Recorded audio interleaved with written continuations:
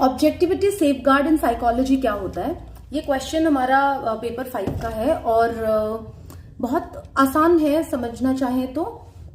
Answer आपको description में मिल जाएगा, बट 1 मिनट में आई विल बी एक्सप्लेनिंग। आपका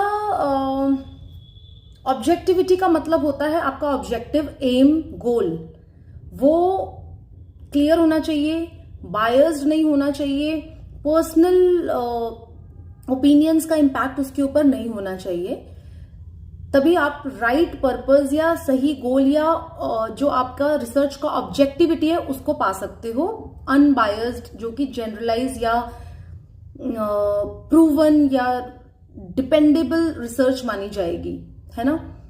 सो सेफगार्ड का मतलब है वो कैसे सेफगार्ड की जा सकती है या क्या टूल्स या क्या तरीके हैं जिससे कि सेफगार्ड की जाए। पहली बात ये समझना जरूरी है कि बायस फ्री, पर्सनल ओपिनियन फ्री और सिर्फ फैक्ट्स के ऊपर बेस्ड रिसर्च बनाने का जो मकसद है उसके लिए हम ये सेफगार्ड मेथड्स यूज करते हैं। But also because humans are the psychologist और ह्यूमन टेंडेंसी है कहीं ना कहीं अपने एक्सपीरियंसेस, अपने पर्सनल ओपिनियंस को हम जगह दे देते हैं। इसीलिए अगर हम इन स्टेप्स को फॉलो करते हैं तो जो स्टडीज है उसमें हमारे बायस से ज्यादा फैक्ट्स मौजूद रहते हैं। Okay, standardized procedure first.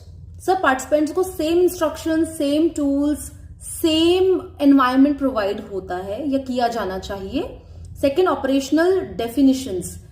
अगर मान लो मुझे स्ट्रेस लेवल चेक करना है किसी का, तो आई कांट से कि मुझे ये ज्यादा स्ट्रेस लग रहा है, वो कम लग रहा है, वो खुश है तो वो बेटर फील कर रहा है। It's my opinion. Instead of that similar rating scale provide की जाए जहां पर वो खुद को मार्क करेंगे या फिर कोई भी पैरामीटर डिफाइंड हो। ब्लाइंडिंग, सिंगल या डबल ब्लाइंड टेक्निक होती है जिसमें कि कई बार पार्टिसिपेंट को नहीं पता होता कि वो कौन से ग्रुप से बिलोंग करता है। कई बार साइकोलॉजिस्ट को खुद को नहीं पता होता कि ये किस ग्रुप से बिलोंग करता है। जब रिजल्ट्स आते हैं तो वो फेस और उसको नहीं कनेक्ट कर पाते हैं।